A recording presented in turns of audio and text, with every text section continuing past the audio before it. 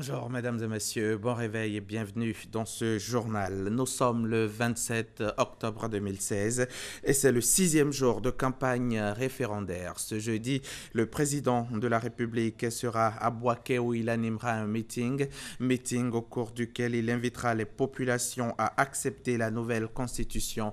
Je rappelle que le référendum aura lieu le 30 octobre prochain sur toute l'étendue du territoire national.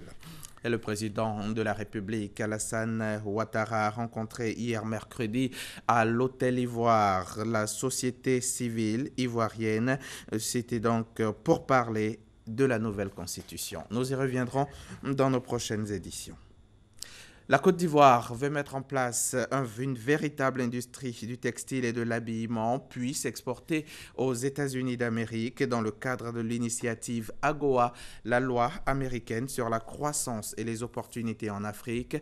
Pour ce faire, les experts et les acteurs de cette industrie ont échangé durant 2 jours ici même à Abidjan pour trouver les voies et moyens donc d'y parvenir. On en parle avec Herman Niamien. Ils sont créateurs de mode, institutions internationales, acteurs de l'industrie textile et pouvoirs publics. Au centre de la réunion à laquelle ils prennent part, une seule question. Comment parvenir à conquérir le marché américain du textile et de l'habillement en profitant des opportunités qu'offre l'AGOA, la loi américaine sur la croissance et les opportunités en Afrique? Dans le cas du marché américain, nous allons voir au travers de l'élaboration de la stratégie, quels sont les axes qui ressortent et comment nous, Conseil national d'exportation, nous pouvons les accompagner. Notre rôle est de dire à l'État, voilà ce qui a été proposé par les acteurs, voilà les moyens dont nous avons besoin. Se faire une place sur le marché américain du textile, le gouvernement ivoirien s'y engage. Cependant, l'exonération des taxes que l'éligibilité à l'AGOA offre à la Côte d'Ivoire n'exclut pas quelques préoccupations. L'importation sur les États-Unis, c'est bien, mais il faut en fabriquer sur l'Afrique. Et ça va peut-être aussi inciter les créateurs existants à s'organiser. Au niveau des financements, on n'a pas de financement, ça il faut le dire. On n'a vraiment pas de financement et on attend vraiment des financements pour pouvoir exporter. Des préoccupations qui ne sont pas exclues de l'aide prévue à cet effet par le gouvernement ivoirien et son partenaire l'USAID à travers West Africa Trade Hub and Investment. Après identification de tous les problèmes dans le détail, nous allons définir les ateliers thématiques qui seront nécessaires pour accompagner le secteur privé afin que ce problème de formation soit résolu. Maintenant, dans le même temps, il y a l'accompagnement financier qui est résolu également dans le cadre de la stratégie globale. Cette rencontre initiée par l'USAID va permettre de donner un nouveau souffle à la filière textile en Côte d'Ivoire. La Chambre des comptes est une des 3 chambres de la Cour suprême de Côte d'Ivoire. Elle sera bientôt transformée en Cour des comptes. C'est pour préparer activement ce passage que le ministère chargé de l'économie et des finances organise depuis le 24 octobre dernier un séminaire sur les méthodes d'audit de recettes fiscales et douanières. Les travaux se déroulent dans la commune de Cocody en présence bien sûr de nos reporters Juliette Ouir. La Chambre des comptes de la Cour suprême de Côte d'Ivoire va bientôt devenir une Cour des comptes. Et une de ses missions, c'est la certification des comptes.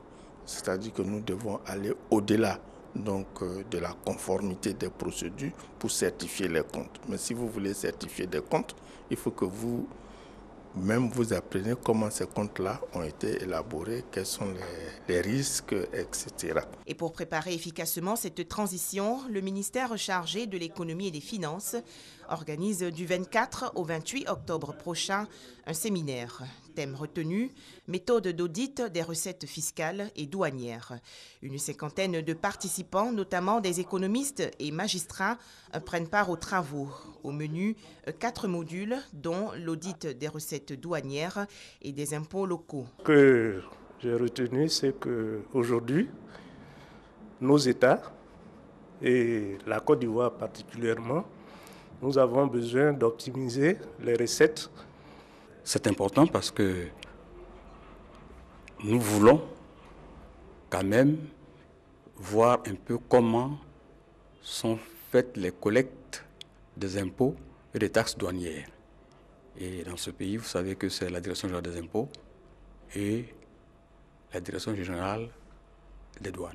La nouvelle Cour des comptes va ainsi montrer aux citoyens et contribuables que les impôts qu'ils payent sont utilisés à bon escient. Le sommet sur la RDC s'est achevé hier mercredi soir à Luanda. Les chefs d'État africains de la sous-région des Grands Lacs et de la SADC ont apporté leur soutien à l'accord qui entérine le report des élections à 2018 au lieu de 2016 et qui maintient Joseph Kabila au pouvoir au-delà de son mandat jusqu'au prochain scrutin. L'opposition radicale en RDC espérait que les chefs d'État africains encourageraient Joseph Kabila à aller plus loin dans son dialogue avec l'opposition, mais au contraire, c'est un plébiscite que Joseph Kabila a obtenu auprès de ses pairs à Luanda.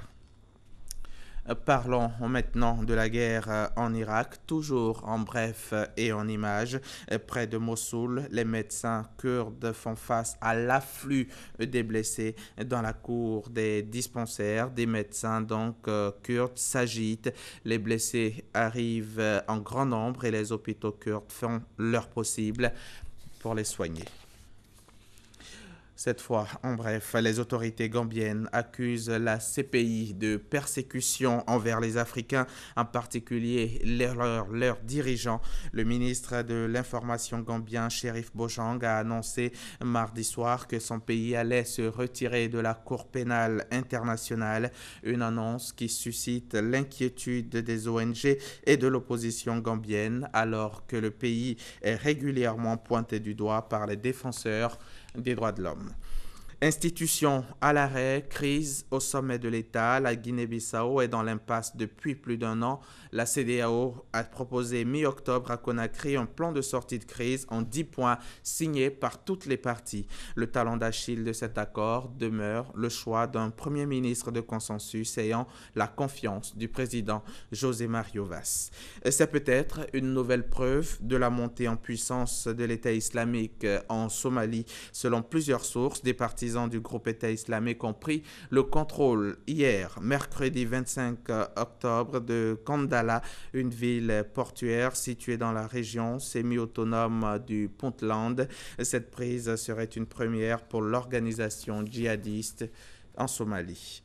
En Italie, plusieurs fortes secousses sismiques ont été ressenties hier mercredi 26 octobre à Dige, à la Campanie en passant par Florence, Rieti et Rome. Elles ont particulièrement été frappées les régions des Marches et de l'Ombrie. Aucune victime n'est à déplorer, mais des blessés légers.